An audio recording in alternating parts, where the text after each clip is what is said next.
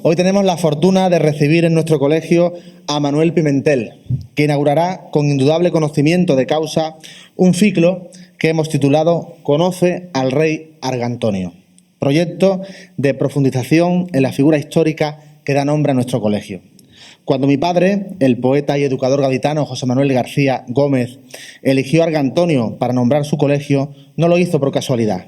Llamándolo Argantonio, buceó en la historia y en el legado que nos conforma como identidad, como pueblo, como hijos de un pasado en el que nos sentimos reconocidos.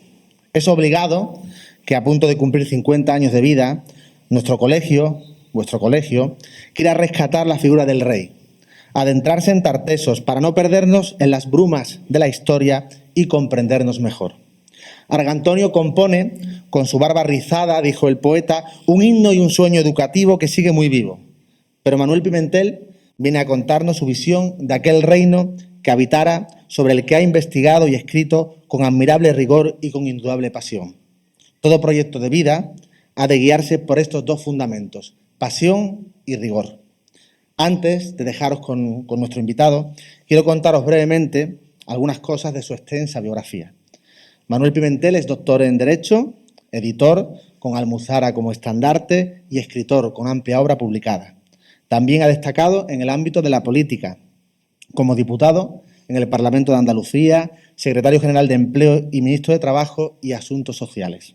En la política, Manuel Pimentel se manejó en la más absoluta mesura, en el entendimiento, siempre con actitud dialogante, respetando al oponente, cosa que siempre se agradece y que caracteriza su andar cotidiano por el mundo. A eso añadir la obra que nos ha ido dejando durante todo este tiempo.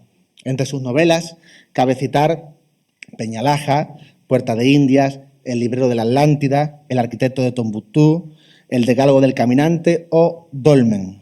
También es autor de varios ensayos y del libro de relatos Leyendas de Tartesos. Os invito a asomaros a su obra, trabajada con esmero, dedicación y sapiencia. Sin más dilación, quería darte, querido Manuel, la bienvenida a la que espero consideres tu casa desde hoy, a este colegio que mi padre decidió hace 50 años llamarlo Argantonio. Gracias por aceptar nuestra invitación y por regalarnos tu presencia esta mañana de enero. Muchas gracias.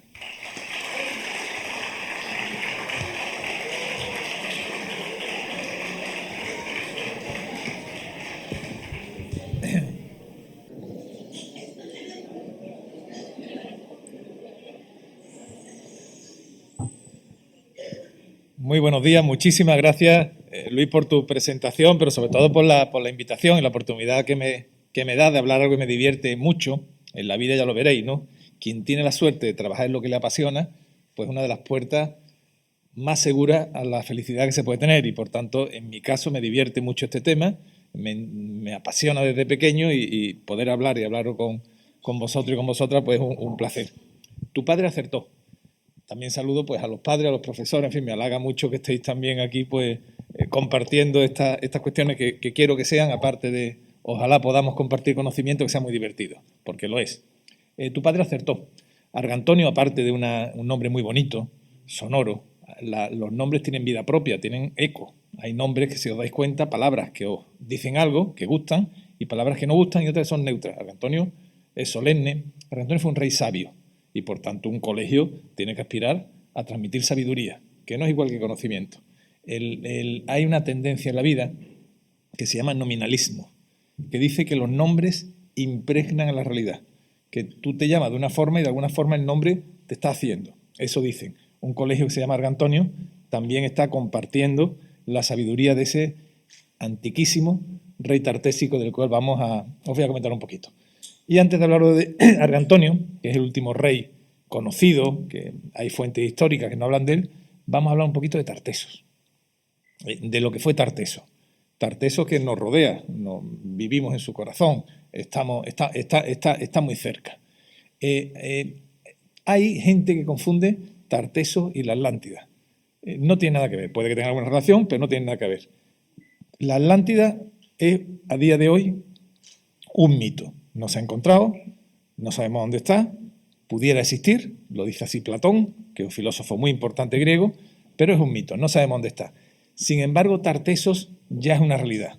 La arqueología la han logrado encontrar y sabemos, por tanto, que existió. Fijaros, sin embargo, que durante mucho tiempo se pensó también que Tarteso era un mito, que no había existido, que eso eran cosas de los griegos, que tenían pues su mitología, como sabéis, y habían hablado de ese reino tan rico, que estaba donde se ponía el sol, que estaba en el occidente del Mediterráneo, y que llamaron Tarteso. Durante mucho tiempo fue un mito. Y fijaros la historia, porque es realmente bonita. Hay un alemán que viene para acá, se llama Schulten, y viene a principios del siglo XX, hace un siglo exactamente. Y él dice, viene aquí, con la guasa que tenemos nosotros, y nos dice, voy a encontrar Tartesos. Aquí todo el mundo se rió de él, diciendo, tío, tú estás loco. ¿Cómo vas a encontrar Tartesos si Tartesos es un mito? Es una gran mentira. Y Schulten decía, voy a encontrar Tartesos. Y Tartesos lo voy a buscar en Doñana, en las arenas del Coto de Doñana, porque ahí está Tartesos. La gente se reía, pero él argumentaba lo siguiente. Fijaros lo que pasó con Troya. Y otra historia curiosa de un tipo que se llama Schliemann. El Schliemann era un niño muy listo, que le gustaba leer de pequeño, pero que tenía su fantasía y él creía que estaba sobre tesoros. Y excavaba en los jardines de su casa buscando el tesoro de los antiguos. En fin, esto que ya lo tienen en la vena. El Schliemann se hizo hombre de negocio, le fue bien en la vida y cuando pudo se retiró, vendió todo lo que tenía y con el dinero dijo, ahora voy a buscar la ilusión de mi vida. Quiero ser quien encuentre Troya, la gran ciudad de Troya. Bueno, ¿y cómo vas a encontrar Troya? Le decían, hay una obra clásica de Homero, se llama La Ilíada, que cuenta la guerra de Troya. En la Ilíada pues hay descripciones del lugar. Está Troya, que está a 2 días de caballo del río, la costa, hace una descripción, más o menos, y el hombre dijo, yo, como sí creo que la Ilíada no es un mito, sino que es verdad, voy a buscar Troya siguiendo la Ilíada. La carcajada fue cósmica, diciendo de nuevo, tío, pero si eso es un mito, ¿cómo vas a encontrar Troya siguiendo la Ilíada? Bueno, pues se fue buscando su Ilíada, recorrió toda la costa de Turquía, hasta llegó a un cerro y dijo, aquí está Troya. ¿Cómo que aquí está Troya? Aquí está Troya. Se puso a excavar y encontró Troya, los tesoros. Claro, aquello fue una conmoción. ¿Qué vino a decir eso? Y eso es muy importante que lo sepáis, que a veces debajo de los mitos hay una realidad, no siempre, pero siempre hay que escuchar los mitos, porque los mitos es la transmisión de abuelo a hijo, a padre, de leyendas y mitos de la antigüedad. Eso generó toda una corriente y empezamos a recoger pues todos los folclores, todas las historias de los antiguos, de los pueblos, porque muchas veces bajo esas leyendas hay una realidad. Schulten intentó buscar Tartesos bajo ese mito, se fue a Doñana y no lo encontró. No lo encontró. Todavía si vais a Doñana, allí se llama el Cerro del Trigo, veis los agujeros que hizo Schulten buscando Tartesos. No se encontró. Y de nuevo, pues la mala leche que tenemos, enseguida empezamos a decirle, ¿lo ves? Ya te lo decíamos, Tartesos no existe, es mentira, tú eres un fantasioso. Schulten escribió un libro muy bonito que se llama Tartesos y ahí quedó. Para la ciencia española, pues Tartesos era un mito. Y sin embargo, fijaros lo que a veces hace el azar, ¿no? Pues muchos descubrimientos nacen de un programa arqueológico que ha buscado, que dice excavar, pero muchos surgen del puro azar. Estamos en Sevilla, si conocéis Sevilla, cuando se va para Huelva hay un cerro que se llama el Jarafe, unos cerritos que hay a la salida de Sevilla. Y había allí unas instalaciones de tiro pichón. Y estaban ampliándola, porque venía un campeonato, no sé qué, y estaban ampliándola. Y el arquitecto había dicho, se excava hasta aquí. Y el albañil había excavado hasta donde había hecho el arquitecto, iba a echar ya la mezcla. Ya estaba él allí haciendo la mezcla para poner la solera de hormigón para tapar el patio. De repente el arquitecto, que tenía que irse a Madrid, pero no estaba tranquilo porque quedaba el suelo con la ventana, digo, no, voy a irme allí para decirle que excaven 15 centímetros más abajo, porque no me quedo tranquilo. Total, va allí al carambolo, le dice al maestro de obra, oye, que hay que excavar 15 centímetros más abajo. El maestro de obra dice, hombre, no me digas eso, ya tengo aquí la mezcla hecha. No, tío, 15 centímetros más abajo. Pues 15 centímetros más abajo. Cogió y a la segunda vez que da con la azada, aquello hace ¡cla! Suena. Acababan de encontrar el mayor tesoro tartésico de la historia. Casi 2 kilos de oro, oro purísimo, orífice, finísimo, una joya. Lo podéis ver en internet, el tesoro del carambolo, que es formidable. Si no llega el arquitecto ese día, se echa allí la locha de hormigón y se queda para, quién sabe, algún día alguien lo descubriera. ¿Qué quiere esto decir? que todavía quedan muchos tesoros y están muchas veces más cercanos de nosotros de lo que nos creemos. El azar algún día, un movimiento de tierra, una carretera, una obra, hacen que emerjan. A raíz de que aparece el tesoro del carambolo, ya la ciencia se lo empieza a tomar esto en serio. Ya se lo empieza a tomar en serio. Me han hecho unos chavales una entrevista ahora y me han preguntado por el logo del colegio, que es el bronce Carriazo, Astarté con los dos signos. El mismo arqueólogo que dice que ese tesoro es tartésico y que pone a Tarteso de verdad ya en la ciencia y en la divulgación española ya de verdad, va un día andando por un mercadillo que hay en Sevilla, que se llama El Jueves, un mercado de cosas usadas, de libros antiguos, de ropa, de cacharros, en fin, no, un mercadillo. Y de repente ve esa pieza que tenéis vosotros en el escudo del colegio. Él se da cuenta que eso es antiguo, porque conoce el motivo, identifica a Astarté. Una persona normal no tiene idea quién era Astarté en aquella época. No lo hubiera visto ya una chapa. Él lo sabe. Hace el trato con el que lo vende y salta ya Tarteso. A partir de ese momento ya Tarteso se toma como historia y empiezan a investigarse y a excavarse las cosas.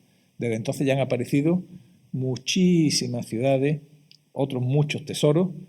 Si vais al Museo Arqueológico Nacional, por ejemplo, están los candelabros de Lebrija, de oro, en fin, lo de la Liseda, hay de Cáceres, hay muchos tesoros y ya está muy, muy acrisolado. ¿Qué sabemos ya de Tarteso? Pues que Tarteso fue un reino o una cultura o un espacio cultural, político y económico que abarcaría lo que hoy es Andalucía más o menos, parte de Extremadura y parte del sur de Portugal. Más o menos en ese entorno fue Tarteso, que fue rico, fue muy rico. ¿Por qué éramos tan ricos entonces? Porque teníamos agricultura, nuestros valles, el valle del Guadalquivir y en parte el Guadalete, es el valle más rico del mundo después del Nilo, del Mediterráneo. En aquella época que la agricultura era muy importante, ahora la agricultura es importante pero menos en la economía. En aquella época era muy importante. Había agricultura, teníamos pesca. Estas costas de Cádiz, el Estrecho, la Almadraba, esto es un portento, esto es un emporio de riqueza. Pero sobre todo teníamos metales y aquí es donde está la diferencia. El metal en aquella época, ya había pasado la edad del cobre, la edad del bronce, lo había estudiado, estaba entrando el hierro, pero la plata y el cobre tenían mucho valor. Y aquí tenemos las minas de Serra Morena, que lo contaba antes, Huelva, Sevilla, Cádiz, algo Portugal, minas que en el caso de Huelva, algunas se llaman minas de Tarsis. Fijaros qué evocador, minas de Tarsis, y que se están explotando desde hace 3.000 años. Las mismas minas que los tartésicos, después los romanos, explotaron, seguimos explotándolas hoy en día. Fijaros, por tanto, la riqueza de esas vetas de metal de Sierra Morena, que llevamos 3.000 años sacando metal y sigue siendo pues rentable. En aquella época era mucho más valioso el metal que ahora, mucho más, muchísimo más. Bueno, pues los tartésicos, que traían el estaño del norte, se navegaba, las casiterías de uno dicen que Inglaterra, otros dicen que son una isla, en fin, el caso que traían el estaño y aquí ya se iban en bronce y tenían un gran capital. Eso lo cimentó. Y fijaros qué cosas más bonitas en la Biblia. En la Biblia tiene un documento, Biblia del Nuevo Testamento, la Biblia tiene un componente religioso, sin duda. Sin duda. Pero más allá del aspecto religioso, la Biblia es un libro maravilloso de la edad del bronce. Es que es un libro muy antiguo, es que tiene mucho valor la Biblia. Mucho, porque recoge las formas de pensar de la gente del bronce y del primer hierro. Es un libro de arqueología. Y hay que tomárselo muy, muy, muy en serio. Pues sabéis que en la Biblia, oye, que tiene su punto, habla 22 veces de Tarteso, de Tarsis. ¿Sabéis que dice que el templo, ¿os suena el templo del rey Salomón? El famosísimo rey sabio, que hay muchas películas de ella, Los Templarios, Harrison Ford, todo, es como el gran rey mito. La Biblia dice que la plata del templo del rey Salomón vino de Tartesos. Por tanto, estamos hablando de un reino que siempre se asoció a la riqueza y riqueza que tiene una componente de metales muy, muy, muy importante. ¿Cómo conocemos Tartesos? Porque desgraciadamente aquí no nos llegó la memoria directa. Los tartésicos escribieron, hay textos escritos en tartésico, pero no podemos entenderlos. Igual que las escrituras jeroglíficas egipcias no se entendía hasta que apareció lo que se conoció como piedra de Rosetta, que estaba escrito en griego y jeroglífico, y entonces ya se pudo traducir. La piedra de Rosetta, el tartésico, todavía no ha aparecido. Por tanto, no sabemos qué nos quieren decir los que nos precedieron. A mí muchas veces me da como angustia, ¿no? Cuando ves el mensaje que te lanzan, ¿no? Y tú miles de años después no puedes entenderle, es la pregunta, ¿qué me quiere decir? ¿Qué me quiere decir? No lo sabemos. Pero sí sabemos de ello gracias a los textos de los griegos. Los griegos, que fueron formidables porque lo registraban, lo mitificaban o no, hay cosas que mitificaban, pero lo escribían todo y fueron dejando testimonio. ¿Y los griegos qué nos dicen? Bueno, pues ya nos hablan de lo que es Tarteso, de la riqueza proverbial que os he contado, pero le ponen nombre a los reyes.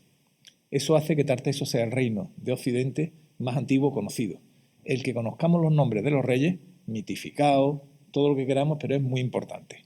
¿Qué reyes conocemos? Los primeros Gárgoris y Abidi, después conocemos Gerión, conocemos Norax, que se va y crea Nora en Menorca, Norax en Cerdeña, y conocemos sobre todo a Argantonio, del cual me referiré al final como el gran rey de toda la dinastía tartésica.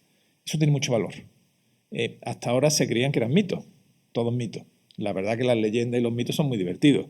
Gárgoris y Abidi son tremendos, son tremendos. Os lo voy a contar brevemente para que veáis cuando nunca creeros que las leyendas clásicas son aburridas. Es verdad que el lenguaje a veces es duro y no se entiende bien, pero son divertidísimas, pues son de las... Vamos, veis la famosa serie de Netflix, pues una leyenda clásica muchas veces es más divertida, mejor guión todavía que ellas. Gárgori era un rey tartésico. Era un hombre con muy mal humor, muy poderoso, y fijaros, una barbaridad, hoy ya no habría serie que se haga, una barbaridad, viola a su hija y tiene un hijo con su propia hija. Él se avergüenza del hijo y dice, y ahora yo cómo voy a aparecer con un hijo de mi hija en la corte, me van a echar. Y le dice a sus capitanes, oye, matad al niño. No puedo permitir que un niño, que me acusen de estupro, que me acusen, matar al niño. Pero, señor, ¿cómo lo hacemos? Llevarlo al monte, allá a un cerro donde están los lobos, y dejarlo tirarlo allí que se lo coman los lobos. Total, va el capitán, lleva al niño recién nacido en la canastita, fijaros la criaturita de Dios, lo dejan allí, y además quiero que me traigáis sus huesos para comprobar que se lo han comido. Se van, lo dejan el capitán, se retira allí un poquito, y a los 2 días vuelve diciendo, ya está, los lobos que aullaban, ya los lobos se lo han comido. Y cuando llega, oye un niño llorar, pero ¿cómo estás llorando? Y llega y estaba mamando de la loba. Los lobos no se habían comido. Bueno, se lleva el capitán, el niño Abidi otra vez allí a Tarteso, el rey coge un cabreo. Es que vaya petardo de capitán que tengo, es que no saben ni matar a un niño, llévatelo por favor y que se lo coman los perros de mis realas. Era aficionado a la montería, las realas son perros fieros, ahora cogen jabalíes, pues fijaros, los tienen 3 días sin comer a los perros y le echan al niño a los perros. Los perros llegan y no se lo comen, empiezan a lamerlo y tal. El capitán ya no sabía qué hacer, porque diciendo, el rey me va a cortar la cabeza con las malas pulgas que tiene. Total, otro cabreo del rey y dice, tirarlo, cuando vengan los ganados de vuelta, pasan por un estrechamiento, pasan todas las vacas y dejarlo ahí para que lo pisoteen. Lo dejan y las vacas las rodean, total, no hay forma. Ya el rey destituye al capitán necio dice, vaya, si este es el que me lleva a mí el ejército, que no me ataquen, porque si no es capaz de matar a un niño, y se lo dice a su almirante de la flota. Dice, llévatelo al mar y lo tira. Se lo lleva al mar y lo tira. Y ya se vuelve y el almirante le dice al rey, señor, ya lo he tirado muy lejos y por tanto el niño ha muerto. ¿Vale? Le da un premio, tiene un gran banquete y tal. Lo que no sabía el rey es que el niño, un delfín, lo cogió, lo llevó hasta la orilla, que pudo ser Doñana, allí lo crió una cierva y el niño se crió entre ciervas. Claro, el niño corriendo con ciervas estaba cacha que no te veas. Con los 16 años al tío habría que echarle un galgo, claro, sabría que era en el campo, fuerte. Y estaba con su madre, con la que le habían criado, y llegaron unos cazadores y la mataron. Él entonces odió a los hombres y se hizo bandolero. Y él sabía que había matado a su madre, que la asociaba a la cierva, y se hizo bandolero, y entonces el rey se enteró, que el rey que creía que su hijo había muerto, se enteró que había un bandolero que cazaba, Al final empezó, oye, tráemelo vivo o muerto al tío ese que nos roba. Pum.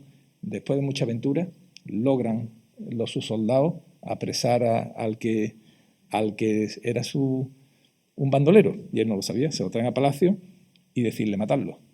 Pero en un momento dado, el tipo era muy orgulloso, el niño, no se arrugaba, y en un momento dado dice, bueno, voy a ver la cara de ese miserable bandolero que ha osado enfrentarse a mi ejército y mi poder.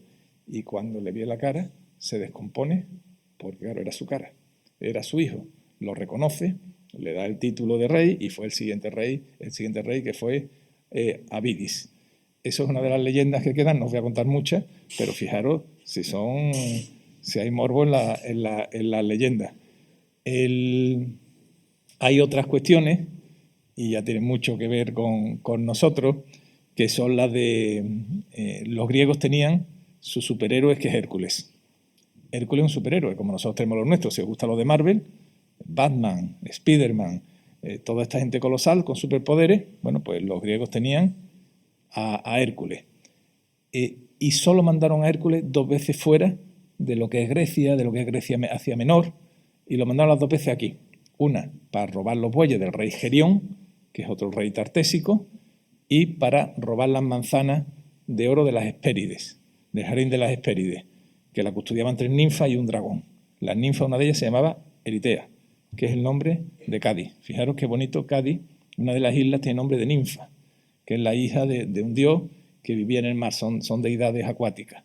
Bueno, pues Hércules, y esto también son leyendas muy bonitas, cuando viene a robar los bueyes del rey Gerión, se encuentra que viene en una copa de oro, en un barco en forma de copa de oro, se encuentra que el estrecho de Gibraltar estaba cerrado entonces y que no podía pasar. Y entonces él pide a Dios a su padre y con una fuerza hercúlea, de ahí viene Hércules, separa lo que hoy es el Peñón de Gibraltar y lo que son los cerros estos que están entre Ceuta y Tánger, los separa y crea el estrecho de Gibraltar, que por eso se llaman las columnas de Hércules. Desde entonces se conocen las columnas de Hércules. Probablemente, o seguro, ¿no? Es un mito. Hércules no se paró. Pero fíjate qué historia más bonita. El escudo de la Junta de Andalucía, Blas Infante cuando lo crea, pone a Hércules con su piel de león, con su león a los pies y con las 2 columnas. Nosotros nos reconocíamos hijos de Hércules. Después la Junta de Andalucía eso no lo ha hecho muy bien, ha suspendido, quitado ese escudo clásico tan bonito y ha puesto una mosca ahí rara. Habéis visto el logo de la... Pero en fin, volveremos algún día al escudo de Blas Infante, que tiene más encanto. Y eso quedó.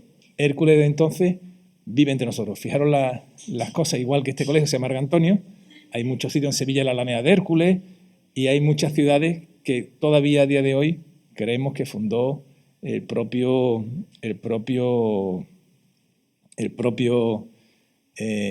Hércules. Tarteso fue, durante siglos, fue prosperando y negociaba siempre con los fenicios. ¿Sabéis cuál era la ciudad fenicia, la capital del Imperio Fenicio? Eso sí lo sabéis. ¿Cuál fue? Cádiz.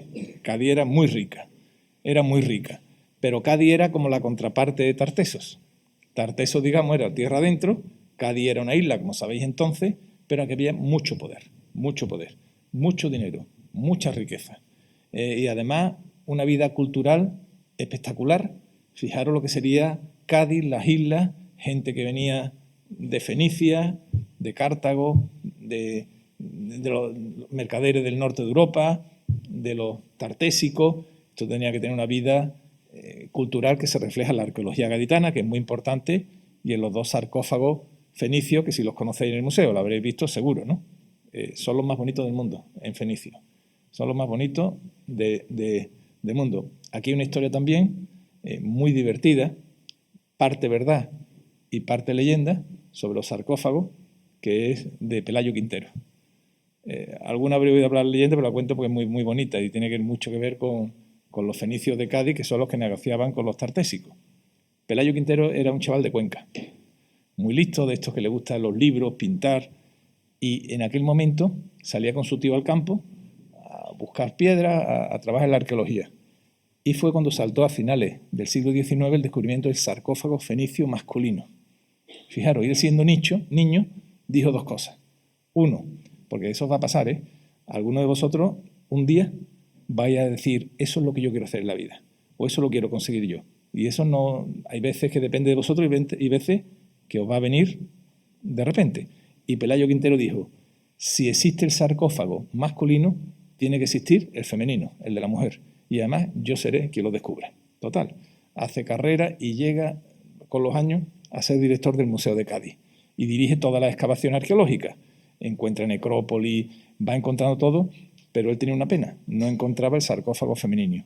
Y buscó, se hizo famoso, tuvo un gran éxito en la vida, publicó muchos libros, una persona importante, pero no logró encontrar el sarcófago femenino, fenicio femenino. Se hizo una casa muy bonita, con algunos símbolos esotéricos, en fin, de misterio, y al final, después de la guerra, lo mandan a Tetuán, allí se muere, y alguien durante muchos años le puso flores rojas en su sepulcro blanco. No lo sabemos muy bien, y allí se muere. Bueno, pues se murió con la pena de no haber descubierto el sarcófago fenicio femenino. Pasan los años y en 1980, en la calle, en Díaz de Alda, van a hacer una obra y lo clásico, meten la retro y con la cuchara, ¡clas! Suena la piedra, ¿esto qué es? ¿Esto qué es? ¿Esto qué es? Llaman al arqueólogo, que era Ramón Corzo, y ¿sabéis lo que era? El sarcófago fenicio femenino. De repente están los arqueólogos viendo y uno se queda blanco. Y le dice el otro, oye, ¿qué te pasa?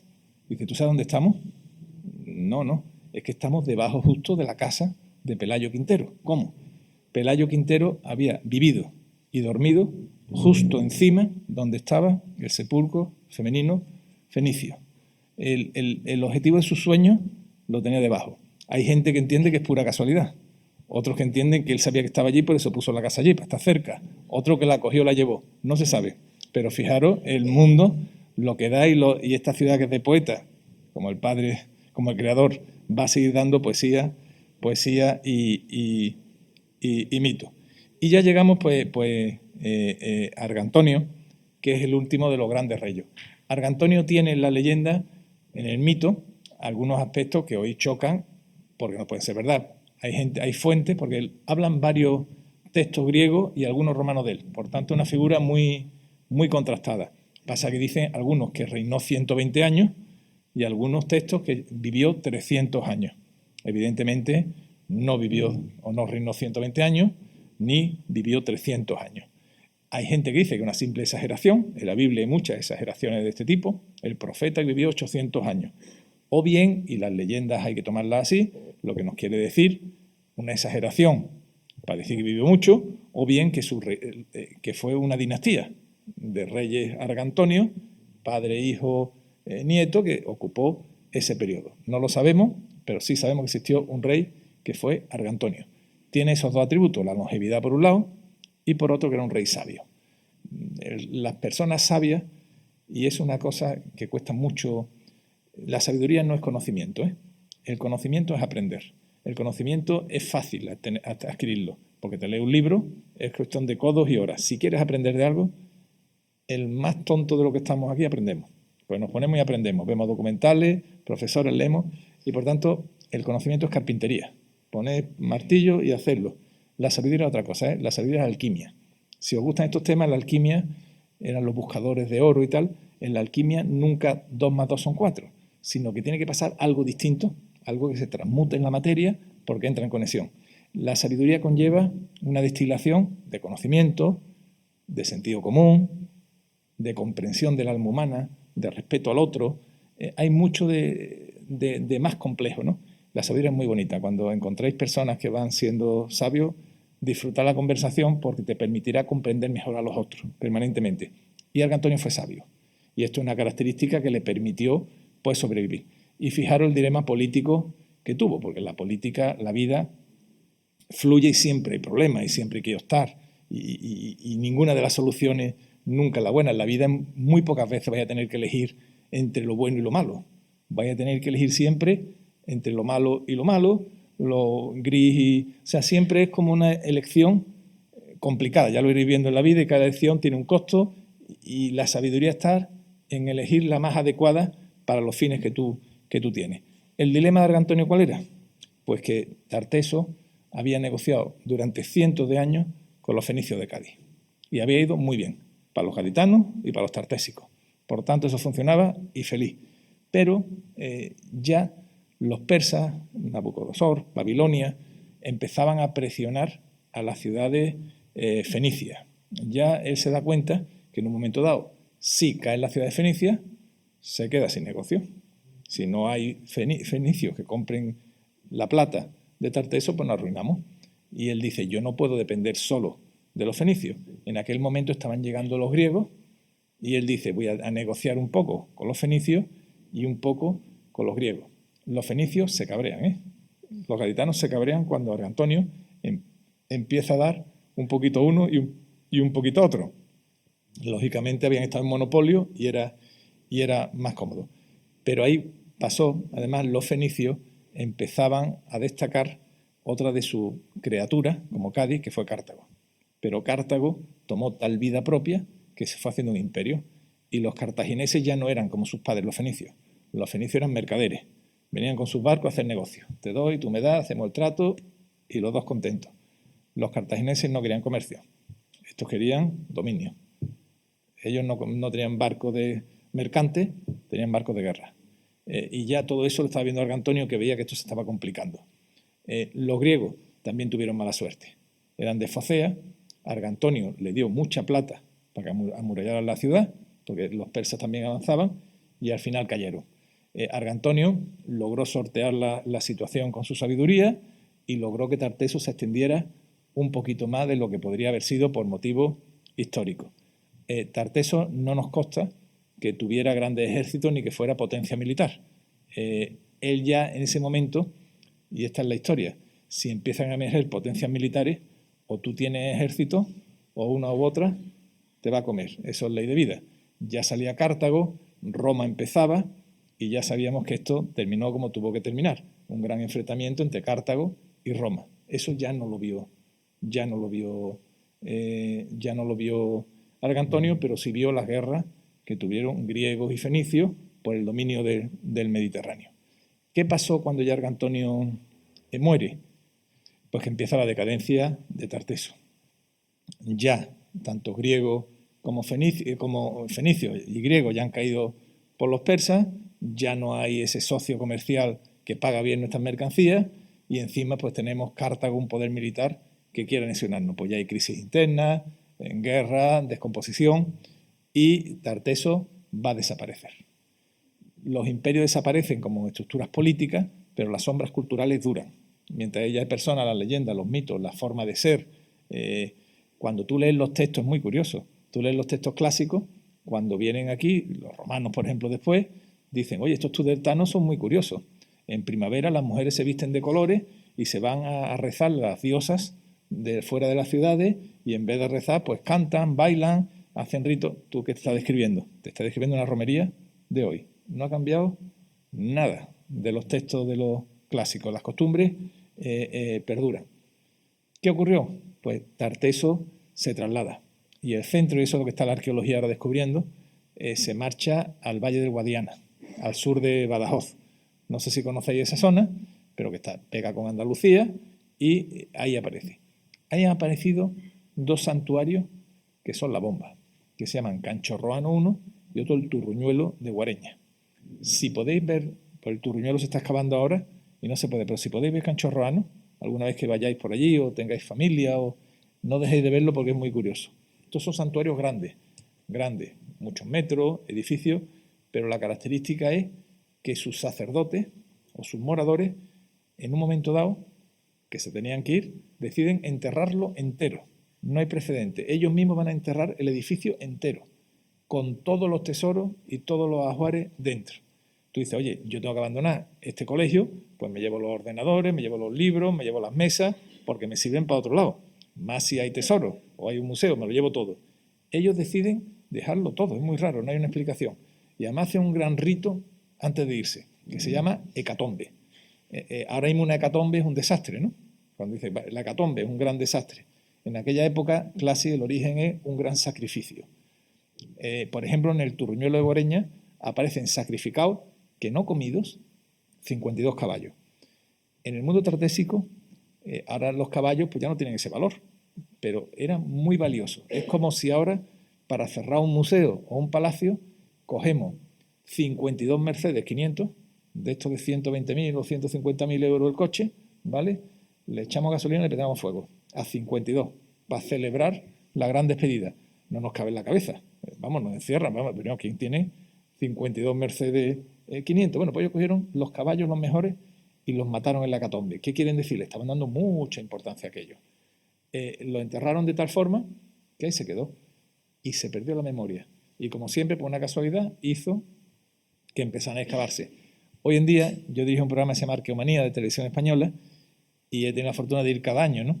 Es emocionante. Los arqueólogos ven las habitaciones que están enteras.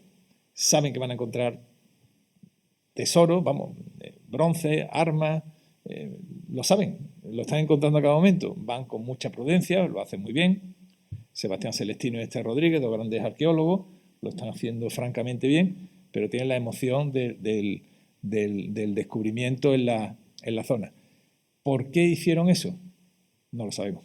Y esa es la belleza de la arqueología, ¿no? Hay muchos por qué todavía para escribir. En todo caso, Tarteso, que tuvo ese origen tan espectacular, ¿no? Con Hércules, con Gárgori, con Abide, tuvo un origen muy literario y tuvo un final sublime. Muy literario, sus propios sacerdotes enterraron sus riquezas, las sellaron completamente. Fijaros qué bien sellada estaba, que en el Turuñuelo, en la montaña, hicieron una capa de grava, de piedras grandes, y después la taparon. Esas piedras grandes lo ha salvado de los araos. Cuando los agricultores metían el arao, daban en la piedra y se iban a otro lado. Y la verdad es que tú ves en una zona al lado de Guadiana, un gran llano, el plan Guadiana, y un túmulo allí. Allí estaba lo que se está excavando ahora, que es el Turruñuelo de Guareña. Un final literario para una realidad arqueológica, histórica y literaria que fue Tarteso. Dentro de Tarteso brilló con luz propia el rey Argantonio, que es el rey sabio, de cuya sabiduría, ¿verdad?, y la he glosado, pues tenéis que impregnaros y aspirar en este magnífico colegio que se llama Argantonio. Muchísimas gracias.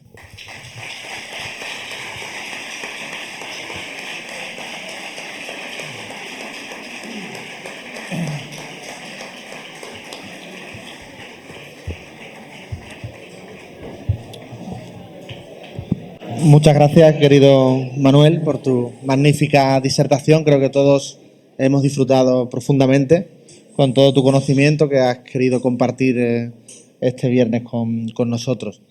Si queréis hacer algo, tener la posibilidad de tener aquí a Manuel Pimentel, creo que es un privilegio para nuestra comunidad educativa. Si queréis hacer alguna pregunta, alguna duda que tengáis de lo que ha comentado, alguna serie de Netflix que él pueda recomendaros también, pues lo que queráis, es el momento de hacerlo. Alguna pregunta que tengáis, tanto alumnos como profesores, como personas incluso interesadas que han venido a escuchar a Manuel, que si quieren hacer alguna pregunta es el momento de hacerlo.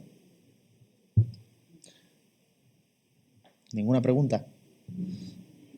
Pues entonces se la voy a hacer yo, para ya terminar, ¿vale? Vamos a hacerte... Yo tenía aquí tu última novela, Dolmen, que os recomiendo también, y me preguntaba sobre todo por el proceso de investigación que como escritor tienes que hacer, porque son libros evidentemente muy rigurosos, muy documentados, y esas anécdotas de viajes que has hecho, ¿no? A propósito de los libros, no sé, alguna anécdota de esa documentación tan exhaustiva que realizas en tus trabajos para compartir con nosotros.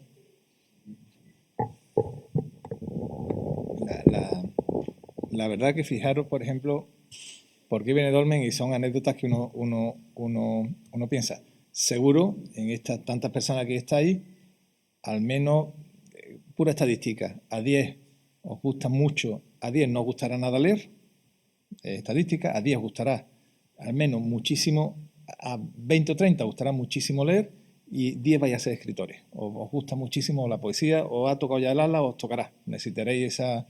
Entonces, cuando vayáis a escribir novela o ensayo o lo que queráis escribir, vais a ver que un día se os ocurre una cosa, tenéis una inquietud y tenéis que plasmarla. Y a mí me pasó esta novela, estaba en Valencina, que está, para que veáis lo que es la vida, macho. Os he hablado del carambolo, ¿no? Lo que son la persistencia, el tesoro del carambolo. Justo al lado del tesoro del carambolo están los dólmenes de Valencina, que eso es la bomba. Abajo justo está Itálica, que es una gran ciudad romana. ¿Qué quiere decir? No lo asociamos, porque son épocas distintas, pero en el fondo eso es lo que es. Por lo que sea, es un área de especial singularidad. Bueno, pues está en Valencina. En Valencina es 400 hectáreas de yacimientos, son muchas, con decenas de miles de estructuras, centenares de dólmenes, de los cuales se han excavado poquísimos. Las puertas de Sevilla, no sabemos nada. Y se estaba excavando un dolmen que se llama Montelirio. En Montelirio aparecen, dolmen con una galería muy larga, aparecen 2 cámaras circulares al fondo, en una de ellas 15 mujeres jóvenes con unos trajes de ensueño, unos trajes que pude ver una de ellas en el Museo Arqueológico de Sevilla, de pequeñas cuentas, como un traje de alta costura ahora mismo, de Capril, no sé, traje de alta costura de los de 12.000 euros el traje. Caro, de las grandes actrices, de las reinas, bueno, estaban con todo este traje allí perfectamente maravilloso y con mucho mercurio.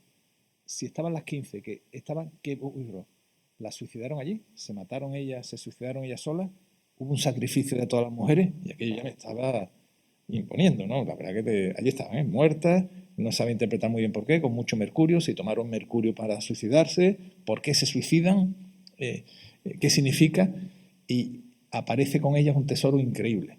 Estamos hablando de hace casi 5.000 años. Había ámbar de Sicilia, marfiles africanos, marfiles asiáticos. Hace 5.000 años ya se negociaba, ya había barcos, en fin, todo mucho más antiguo. Y yo estando allí en Valencina, digo, ¿yo dónde estoy? ¿Esto qué es? ¿No? Y nace Dolmen como la inquietud que tuve por ese pasado tan espectacular y por el misterio de los dólmenes, que es muy bonito. La magia tiene toda mucha historia. Pero lo que quiero deciros ahí, Tarteso no puede nacer la cultura, las riquezas pueden nacer. Porque encuentras petróleo, te toca la lotería, oye, y nos hacemos ricos. Puede venir el azar. Puede que tengamos una idea brillante, o vosotros que seréis otro porcentaje friki de la informática, ya sabéis, si tenéis el punto, cogéis la demanda, sabéis gestionar personas, finanzas, oye, podéis hacer cuántos y cuántos de la noche a la mañana han logrado hacer grandes empresas informáticas. Sin embargo, la cultura de los pueblos es una cosa que se destila mucho más lento. Para que nazca Tarteso tenía que haber madre, como los vinos. Si no, no nace Tarteso. No nacen los poetas, no nace la sensibilidad, eso viene de antes. Y viene de este periodo megalítico. Como anécdota ya, porque me gusta mucho la anécdota, el dolmen de Menga, que está en Antequera, es el dolmen más grande del mundo. Os lo voy a repetir. Menga, que es obligatorio que vayáis, ¿vale? Yo, si fuera don Luis, aquí no probaba la carrera, el curso nadie, que no fuera a Menga, hay que ir a los dólmenes. Es el dolmen más grande del mundo. Y fijaros qué historia más bonita.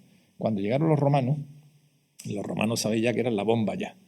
Los romanos ya una dimensión de imperio, son grandes ingenieros, las calzadas, los acueductos, un prodigio, una cosa tremenda.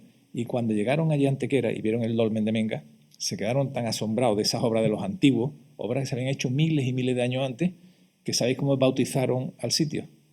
Anticaria, la ciudad de los antiguos. Como veneración a esos antiguos que levantaron el dolmen. ¿Cómo se llama hoy la ciudad? Antequera. Cada vez que decimos Antequera estamos evocando a esos antiguos que levantaron los dólmenes y que probablemente fueron los abuelos, los tatarabuelos de Argantonio que hoy hemos hablado. Hay todas muchas anécdotas en estas cosas, son muy divertidas y lo divertido es que estas cosas no están en el Oriente Medio, en el Tigris. Cuando hablamos, si yo os digo, cerrad los ojos, decidme dónde podéis ciudades perdidas de la arqueología. Me vais a decir en la selva, en el Yucatán, en los desiertos. Yo voy a decir, no, os equivocáis. A 20, a 30, a 40, a 50. Aquí hay cientos de ciudades todavía perdidas en Andalucía. Pero por esta parte de Cádiz, por aquí abajo, la densidad es espectacular. El misterio y la arqueología nos rodea y vivimos sobre los restos de ese pasado que conocemos poquísimo todavía.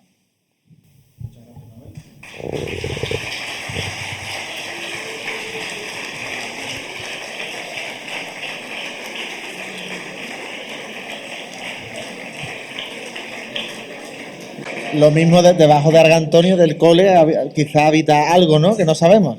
¿Quién sabe? Que debajo del colegio Argantonio, ¿quién sabe lo que puede habitar? Muchas gracias por vuestra atención, sobre todo. Y Manuel, que aquí tienes tu casa para cuando quieras. Muchísimas gracias.